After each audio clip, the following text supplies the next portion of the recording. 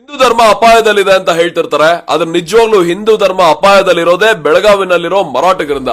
ಯಾವಾಗ್ಲೂ ಏನೋ ಒಂದು ಕಾರಣ ಹುಡ್ಕೊಂಡು ಕನ್ನಡಿಗರನ್ನ ಕೆಣಕೋ ಕೆಲಸ ಮಾಡ್ತಾನೆ ಇರ್ತಾರೆ.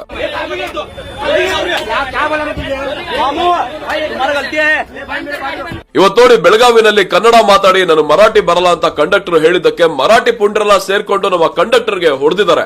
ಇದೇನೋ ಹೊಸದೇನಲ್ಲ ಬಿಡಿ. ನವೆಂಬರ್ 1ಕ್ಕೂ ಕಪ್ಪು ಬಾವುಟ ಪ್ರದರ್ಶನ ಮಾಡ್ತಾರೆ. ಬೆಳಗಾವಿನಲ್ಲಿ ನಡೆಯುವ ಕಾರ್ಯಕ್ರಮಗಳಲ್ಲಿ ಕನ್ನಡಿಗರ ಮೇಲೆ ಬಂದು ಹಲ್ಲೆ ಮಾಡ್ತಾರೆ. ನಮ್ಮ ಕನ್ನಡ ನಾಡಲ್ಲಿ ಎಷ್ಟೋ ಕನ್ನಡ ರಾಜರಿದ್ದಾರೆ. ನಮಗೆ ಶಿವಾಜಿ ಪ್ರತಿಮೆ ಬೇಡ ಅಂತ ಹೇಳಿದ್ರೆ ಅದಕ್ಕೂ ಅಲ್ಲಿರೋ ಕನ್ನಡಿಗರ ಮೇಲೆ ಬಂದು ಹಲ್ಲೆ ಮಾಡ್ತಾರೆ. ಕನ್ನಡ ನಾಡಲ್ಲಿ ಜೈ ಮಹಾರಾಷ್ಟ್ರ ಅಂತ ಘೋಷಣೆಗಳನ್ನ ಕೂಗ್ತಿರ್ತಾರೆ. ಇದ್ರ ಬಗ್ಗೆ ನಾವೇನಾದ್ರೂ ಮಾತಾಡಿದ್ರೆ ನಾವೆಲ್ಲ ಹಿಂದೂ ಧರ್ಮ ಹೊಡಿತಿದೀವಿ ಅಂತ ಒಂದಿಷ್ಟು ಜನ ಬಂದು ಹೇಳ್ತಿರ್ತಾರೆ.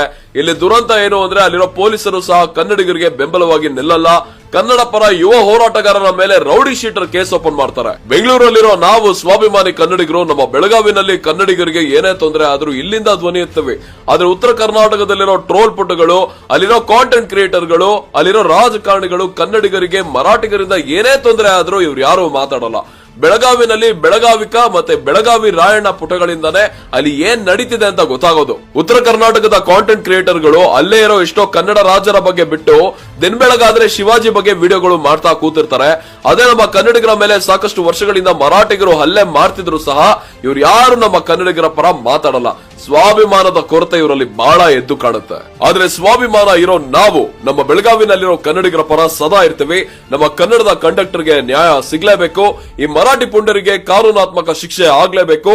ತಪ್ಪದೆ ಎಲ್ಲರೂ ಬೆಳಗಾವಿನಲ್ಲಿರೋ ರಾಜಕಾರಣಿಗಳನ್ನ ಮತ್ತೆ ಮುಖ್ಯಮಂತ್ರಿ ಸಿದ್ದರಾಮಯ್ಯ ಅವರನ್ನ ಕಮೆಂಟ್ಸ್ ನಲ್ಲಿ ಟ್ಯಾಗ್ ಮಾಡಿ ಈ ವಿಚಾರ ಅವ್ರಿಗೆ ತಿಳಿಸಿ. ಹಾಗೆ ಪ್ರತಿಯೊಬ್ಬರಿಗೂ ಈ ವಿಡಿಯೋನ ಶೇರ್ ಮಾಡಿ.